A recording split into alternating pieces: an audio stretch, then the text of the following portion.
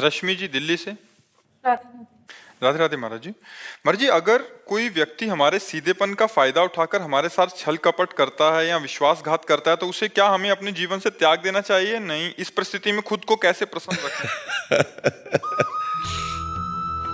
देखो, भगवान के परम भागवत अवतारी पुरुष धर्मराज युधिष्ठिर, भीम, अर्जुन, नकुल, सहदेव अपने बाहुबल से इंद्रप्रस्थ की स्थापना की और पूरे विश्व को परास्त करके सम्राट बने, और शकुनी ने पासे में सब गायब कर दिया। क्या भगवान उस समय सुदर्शन चक्र का अगर प्रयोग कर देते शकुनी के ऊपर तो सारा खेल समाप्त हो जाता, कौरव भी बच जाते और पांडवों को भी दुख ना भोगना पड़ता, पर ऐसा कुछ नहीं किया।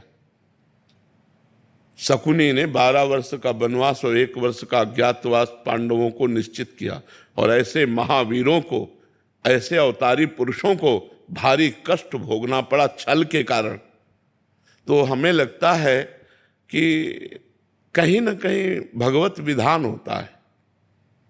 जो आदमी छल कर रहा है हमारे साथ, शायद है कि हमने पूर्व जन्म में उसका कुछ लिया होगा। आज हमें लग रहा है कि वो छल विधान से हमारा ले रहा है, लेकिन पूर्व जन्म में हमने कोई छल किया होगा तो उसी का उत्तर मिल रहा है। मुझे ऐसा मान करके शांत, अगर त्यागने की जरूरत है तो त्याग दीजिए, नहीं कुछ ऐसे संबंध जहाँ त्याग भी नहीं सकते। भले अपना घर का कोई सदस्य है, अपने परिवार का अपना प्रिय सदस्य है, कैसे त्यागोगे? अपना पुत्र है, अपना पति है, अपना मित्र है, अपना, तो सहन करना चाहिए। मतलब दूसरा उपाय नहीं है, एकमात्र सहन करना उपाय है। कबीरा खुद को ठगाइए, दूसरों को ना ठगे। अगर हमको कोई ठग रहा है तो वो देख रहा है, छोड़ दो उसके ऊपर, जाओ भैया जाओ। जब वो मालिक हमारी तरफ देखेगा तो निहाल कर देगा, और जब उसकी तरफ देखेगा तो बेहाल कर देगा। दुखिया को न सताइए, दुखिया देगा रोए, और जब दुखिया के मुखिया सुने तब तेरी गति का होए। ऊपर से लेकर के ये आज तक इतिहास साक्षी है। ये छल, ये कपट, ये व्यवस्था पहले से चली आ रही है बड़े बड़ों के साथ। वही तो कह रहा हूं, धर्मराज है भाई। हम लोग तो धर्म से चलेंगे, वो तो धर्मराज है, और छल से मारा कि 12 वर्ष का वनवास, 1 वर्ष का अज्ञातवास। ऐसे महापुरुषों को भी छल, चाहते तो 1 मिनट में शकुनी को निपटा सकते थे भीम। 1 मिनट में केवल गला पकड़ के दबा दे तो जान से मर जाता लेकिन सबकी जड़ शकुनी था, और उसका कहीं बाल बांका भी नहीं किया, और बहुत कष्ट भोगा, बहुत कष्ट भोगा इन महापुरुषों ने। मंथरा ने तो कैकेयी के कान भरे। कैकेयी जी ने हठ ठान लिया, सुबह होने वाला था राज्याभिषेक और शाम के हो गया वनवास तो भाई देखो, हम लोग तो उनके अंश हैं, वो तो स्वयं परमात्मा है, बड़े बड़े महापुरुष है। कुछ बातें ऐसी होती जो केवल सहनी पड़ती है। कोशिश करो, अगर राजकीय कार्रवाई से तुम बच सकता है तो बच सकता है, नहीं तो शांत सह जाओ, वो देगा, मालिक कहीं से दे देगा। वो बहुत विधान करने वाला है। लड़ाई, हमें तो लगता है लड़ाई झगड़ा छल कपट इसमें सब ठीक नहीं है। शांति से सह जाए तो अच्छा है। देखो कितना सहने की कोशिश की पांडवों ने। पहले कहा था कि जब अगर 12 वर्ष का वनवास, 1 वर्ष का अज्ञातवास आप पूरा कर लेंगे तो पूरा चक्रवर्ती राज्य आपको मिल जाएगा।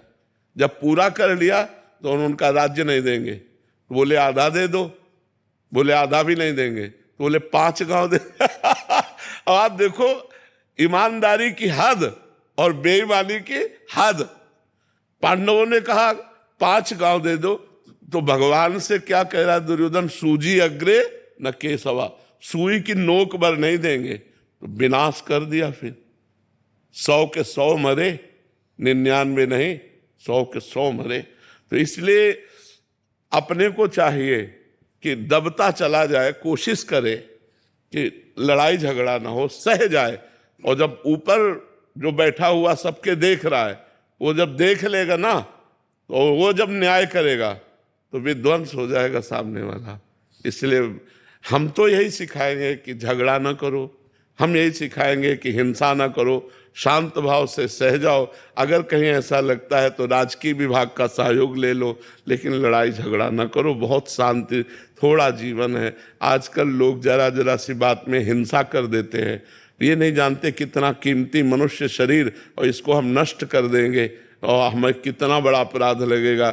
ये सबसे बड़ी भगवान की सृष्टि में ये मनुष्य योनि है, सबसे बड़ी योनि है और बड़ी महिमाशाली है। इसके द्वारा बड़े बड़े पवित्र कार्य किए जा सकते हैं, पर लोग जरा जरा सी लड़ाई में एक दूसरे की हिंसा कर देते हैं, या जरा सा ऐसा समस्याएं आई तो पूरा परिवार जहर खा लेते हैं। ये सब नहीं करना चाहिए। सहना सीखो, नाम जप करो और भगवान के आश्रित रहो। किसी तरह संसार से हम मुक्त हो जाए, नहीं बहुत कठिन, बार बार जन्म, बार बार मरण कहाँ तक भोगेंगे यार, कितना भोगेंगे, कितना कष्ट है संसार में। तो इसलिए नाम जप करो।